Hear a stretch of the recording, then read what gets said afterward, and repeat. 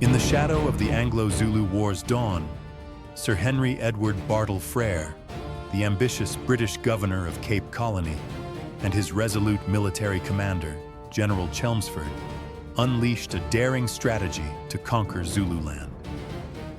Their plan, a three-pronged invasion to storm the Zulu capital of Ulundi. On the coast, Colonel Charles Pearson's No. 1 column would carve its path from the Tugela River's lower drift. At the heart, Lord Chelmsford's No. 3 column would surge 137 kilometers from Rorke's Drift toward the capital.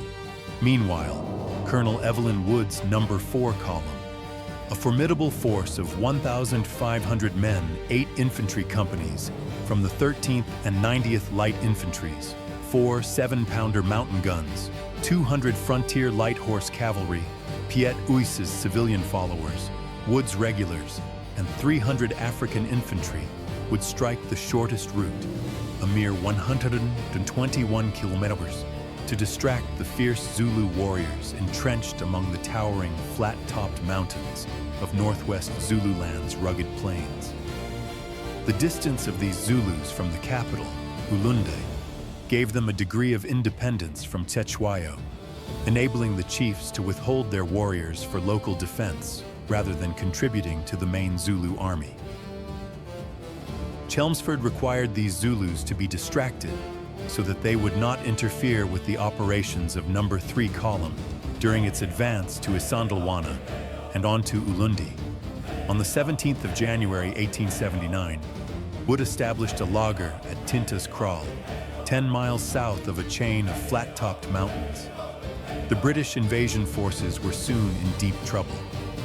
The British center column was decisively defeated at the Battle of Isandlwana. Hearing about this defeat, Charles Pearson's No. 1 column decided to dig in at Eshowe, where they were soon under siege by the Zulus. This meant that No. 4 column, under Evelyn Wood, was the last remaining active British column in Zululand. On the 20th of March, Chelmsford made his request to Wood for a diversion, and Wood prepared to move against the Abakulusai encamped at Hlobane. At that point, Wood was aware that the Abakulusai were not his only opponents in the area. There were other forces under the command of Prince Mbeleni. On the 12th of March, Mbeleni and about 800 of his followers surprised a company-sized detachment of the Staffordshire Volunteer Regiment encamped along the Ntombe River. The Zulus opened fire, killed 79 men, and the remaining few managed to escape. Afterwards, Mbeleni withdrew, taking with him most of the supplies and ammunition he found, and joined the Abakulusai at Hlobane. Even with Mbeleni's troops, the estimated total of 1,500 warriors on Hlobane was hardly sufficient to threaten Wood's camp, but their raiding and stealing cattle near the Zulu border was a considerable nuisance and drew strength from Wood's defensive position. Wood realized that there could be no peace in the northwest of Zululand until the Abakulusi was subdued. Mbeleni boasted of his success at the Ntombe River, but at the same time, he urgently requested that Zulu reinforcements be sent to Hlobane.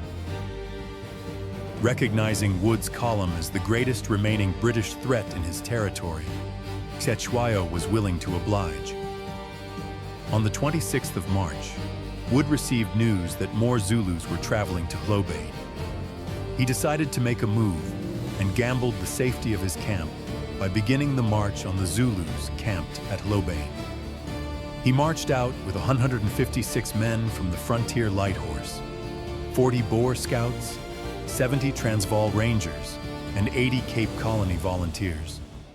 This amounted to about 400 mounted men in all. Also accompanying the expedition were the 207 native troops of the 2nd Battalion of Wood's Irregulars, who were mostly local recruits from the Transvaal. Colonel Wood left Kula separately, 2 hours after the main column. He was accompanied by his personal staff, as well as his political agent and interpreter, Llewellyn Lloyd, along with several friendly mounted Zulus. Wood's plan was for mounted troops, led by Lieutenant Colonel Redvers Buller, to scale the eastern track to the higher plateau, supported by rocket artillery and friendly Zulus. A similar force under Major Russell would occupy the lower plateau. The two attacking parties made their way unchallenged towards their respective objectives. They would then rest for the night. On the 28th of March, Buller's force commenced their ascent of the difficult slope. The Zulus opened fire on the scaling troops. 2 officers of the Frontier Light Horse fell dead. 2 troopers also fell to the fire. Wood and his escort rode to the sound of the firing. Wood spied a Zulu rifleman level his gun in his direction, and he expressed his contempt for the Zulu marksmanship. The Zulu fired, and his bullet found its mark, shattering the spine of Mr. Llewellyn Lloyd, Wood's political assistant and interpreter, who was at Wood's side. Again, a Zulu fired at Wood. This shot hit his mount. A gasp went up from his men, fearing their commander was wounded. Wood shouted a reassurance that he was not hit, and picking himself up, made his way downhill to the troops' position. Wood ordered Lieutenant Colonel Weatherly to assault the position from where the fire was coming. Weatherly, in turn, addressed his men, ordering them forward. However, many men refused to attack, thinking it was hopeless to charge at the current Zulu position. Captain Campbell was horrified.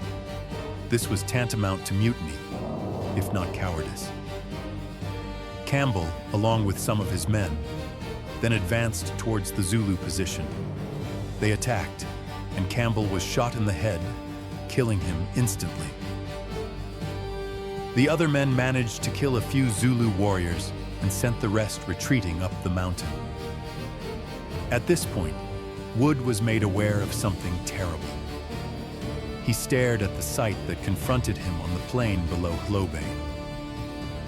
He could not believe what he was seeing. Approaching from the southeast was a Zulu impi numbering in the region of 20,000 men. Wood could see that they would block Buller's retreat from the upper plateau and then trap Russell.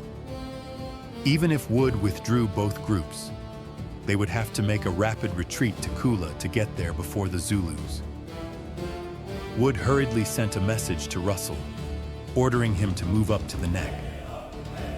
But with the advantage of high ground, Russell had already seen the impi an hour and a half before Wood and sent a warning to Buller. Buller realized his predicament. Turning back was impossible. The only option was to make for the lower plateau and rendezvous with Russell's force. Russell had moved his troops off the lower plateau to Intanka Neck to support Buller's troops as they descended. When Wood's orders arrived, Russell and his officers took it that Wood wished for them to take up positions on another neck, 6 miles westward by Zungu, leaving a small number of troops. Russell's force departed in that direction, leaving Buller alone at Hlobane. Buller had sent Captain Barton in the same direction earlier in the day to bury the bodies of the British dead, knowing that Barton would be killed by this impi if he didn't move quickly. Buller sent him a message, but sadly it was misconstrued, and Barton unwittingly led the pitifully small force straight into the path of the Zulu impi. These men were swiftly overwhelmed. Buller's troops could only reach the lower plateau and a route to Kula through Devil's Pass. Many of the men decided to dismount due to the horses struggling on the terrain. The British had the difficult task of fighting off the Zulus as they tried to make their escape through Devil's Pass. Due to the terrain, the men who were still mounted were unable to move faster than a walk. In the turmoil of the retreat, Buller banded together a staunch rearguard and contested the overwhelming Zulu numbers, which permitted the escape of a great number of his men. Despite the danger, the British were able to get off the plateau and onto the plains, where Buller ordered them to make for Sula. British casualties had been severe. 15 officers and 110 British soldiers were killed, 8 were wounded, and 100 African soldiers were killed. This battle was a Zulu victory, But this triumph would be short-lived for the Zulus, as the very next day, they attacked Wood's camp at Kula and were defeated.